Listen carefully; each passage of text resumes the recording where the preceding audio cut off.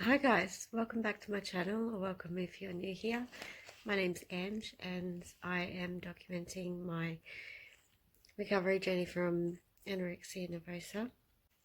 So in this video, I was going to discuss some physical updates and mental health updates, as well as discuss new foundation in Australia called NDD, and about the hope that they're bringing to Australian eating disorder sufferers. And I'll also show you some pictures of some nice food I've had recently, as well as I want to show you where I'm up to with my painting of the beachside cottage.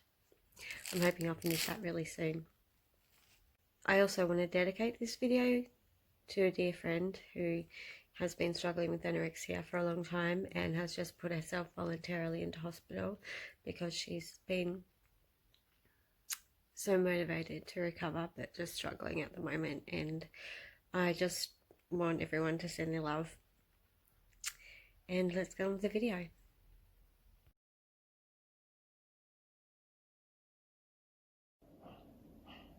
So physically I've come a long way. I've come from BMI of around 10, and I don't know what I am now, but I do know that my physical problems are all healing up.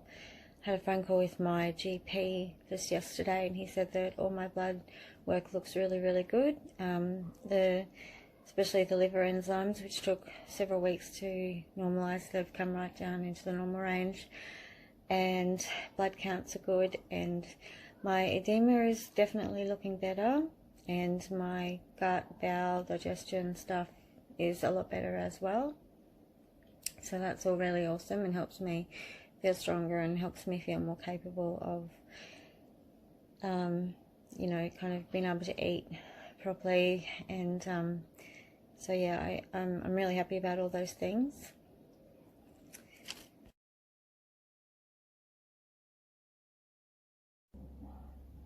These are my feet, and the edema hasn't cleared up completely, but today it was much better. I'm wondering if also if the onions helped with that too.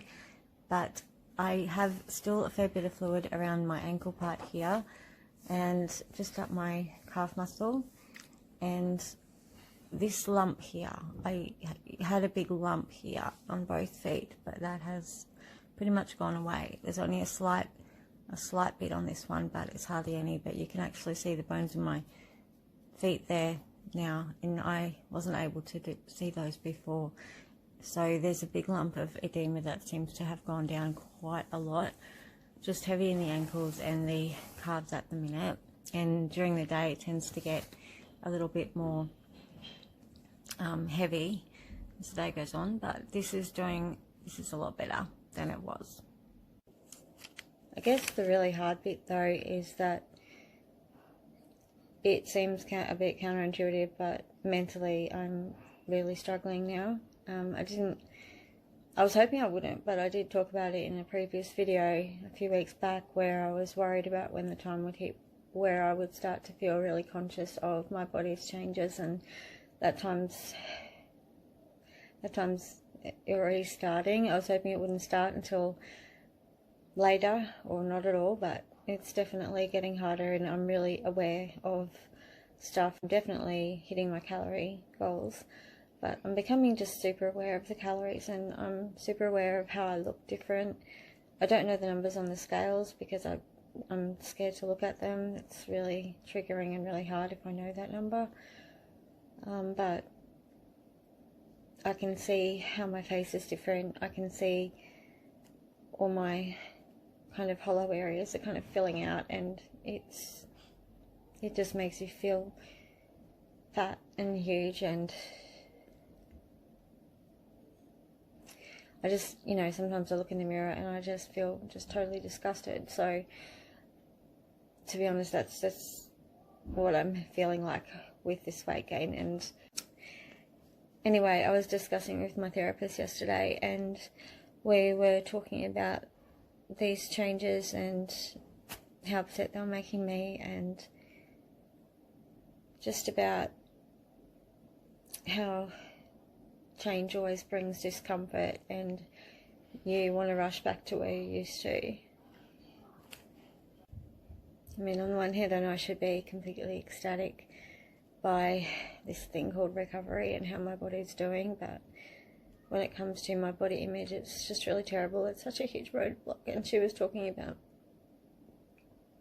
how, yeah, change is always difficult, and perhaps I'm just, grieving the body that I'm losing. And that's actually really true, really hit home. And I miss my old body.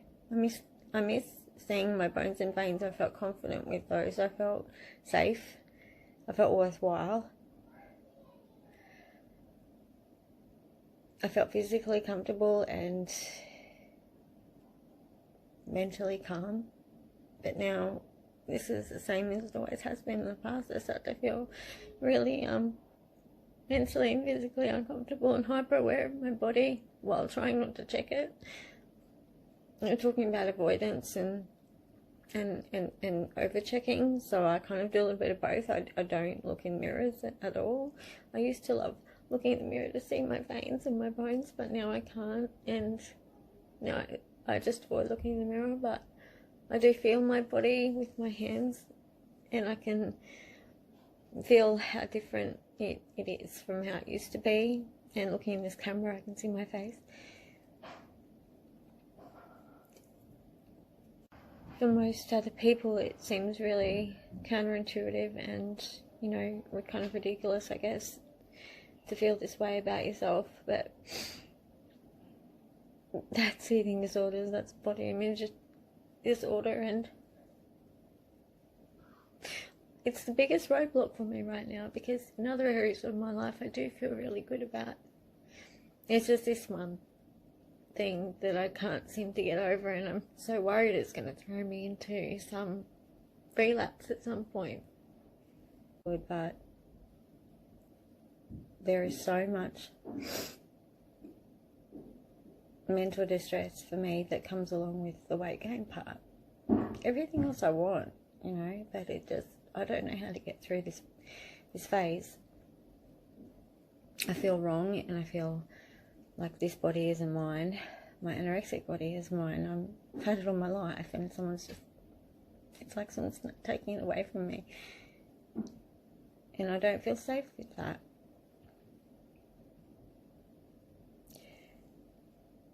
The things that I'm trying to tell myself to comfort myself, I'm trying to go back to where I was at the beginning of starting this recovery phase, and I was telling myself, okay, let's do it like a science experiment. Let's watch my blood work go. Let's watch how my edema goes. Let's watch how my body, and if my body will recover and how it does it. And let's just be amazed at how amazing and healing capacity that your body has. I was thinking, let's try and look at it like that, take the emotion out, but it's really not as simple as that.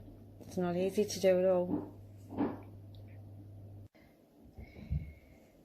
And I guess the only other things that are comforting me at the moment are knowing that I have a lot that I want to do, and that this body is just a vehicle to take me to those places. So that saying that goes, I'm a soul with a body, not a body with a soul. So those are the only ways I can really comfort myself. I'm just going to keep trying to push through, but I'm just really not finding it easy, and I'm just so scared that this body image thing is really going to get in the way. Anyway, if anyone has any comments or any advice to offer, I've been here before, but I've never went through recovery, so if anyone has any advice about where to go from here, I'd really love to hear it. Just a little update on how I'm going with that little acrylic painting that I showed you before, maybe a couple of weeks ago. I should have finished it by now, but unfortunately I just don't get a lot of time, so this is how far I've come with it. And I'm hoping that I'll have it finished in the next couple of days, so I'll show you the finished product when I get there.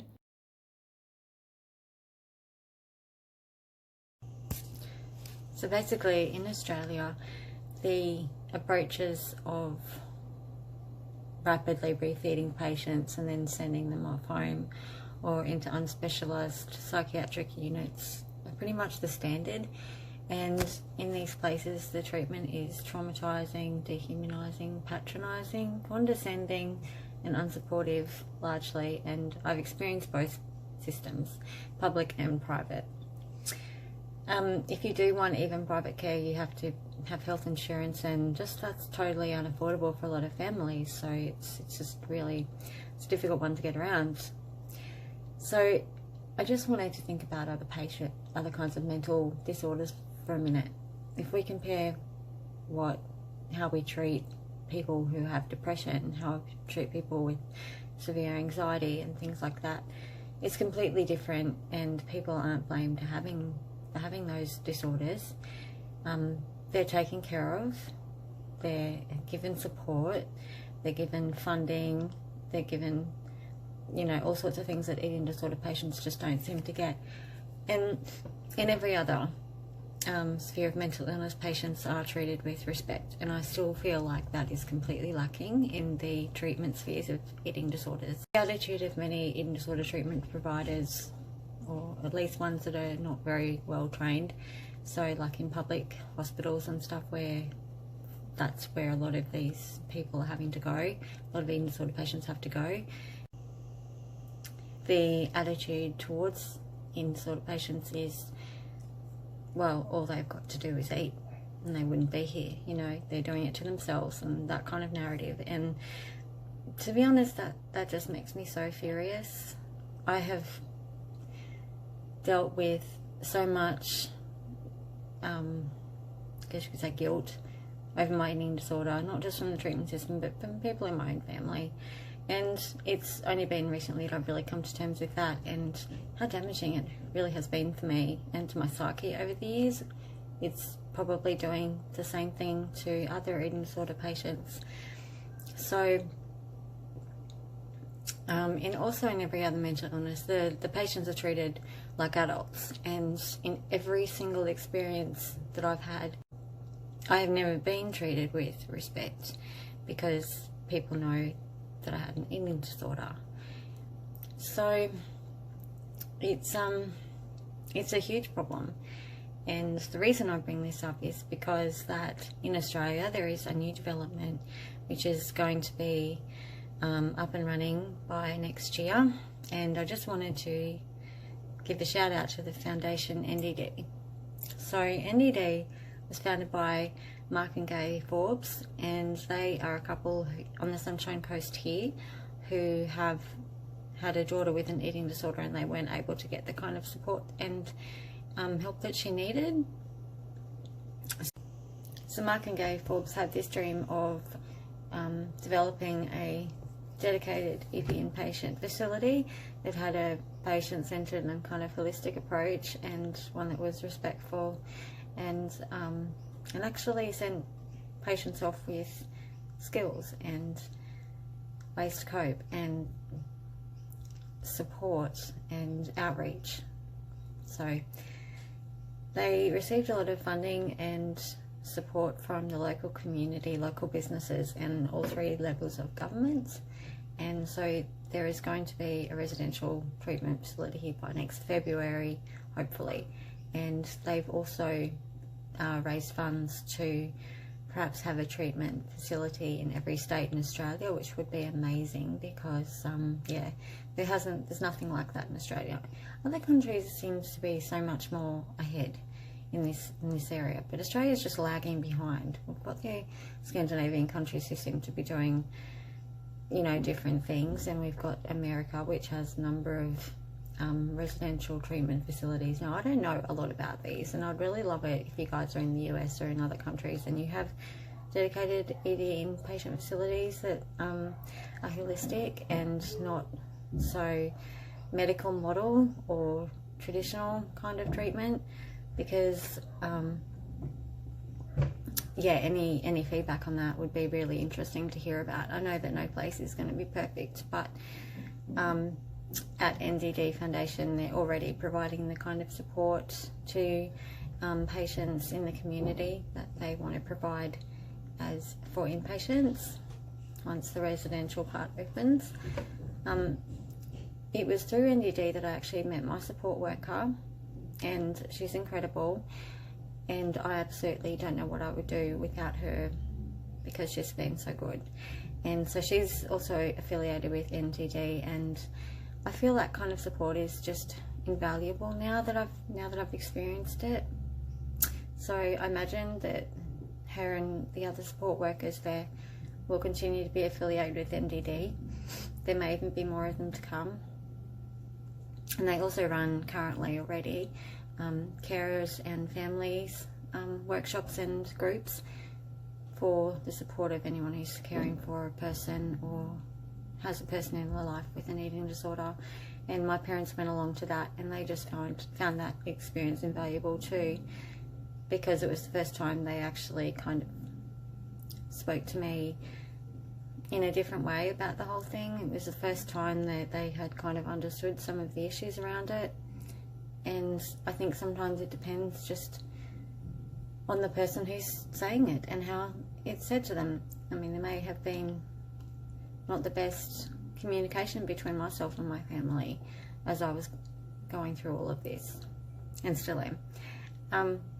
So sometimes it's just the way particular people or in particular environments, and they hear something in a different way, and it resonates. And so they went out to those workshops and they got a lot out of them, and I got a lot out of them as a result, because we can communicate better about it all now. So I am really excited about the NDD Foundation and the new facility that's on its way. And I just wanted to talk about that, and I wanted to see if you guys had any feedback about what these sorts of places are like in your country. And yeah, I'd love to hear some comments about it.